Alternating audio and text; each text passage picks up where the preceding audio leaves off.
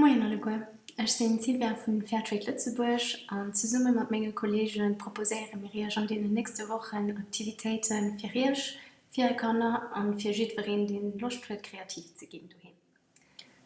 Haut proposéiere mir eng Origami-Kreation, die vun neiser Kollegin Danica realisiert gin ass, und zwar bastle mir haut eng Ros. Vielleicht wisst ihr schon, dass Fairtrade Rosen ganz belebt sind zu Lützeburg. Alle Rose, die zu Lützeburg verkauft wird, als ein Fairtrade Rose. Und 2019 sind 920.000 Fairtrade Rosen zu Lützeburg verkauft.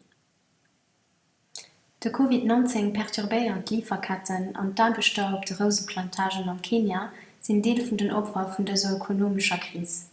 Die Mischländer importieren nämlich keine Rosen mehr und haben auch alle Kommanden annulliert.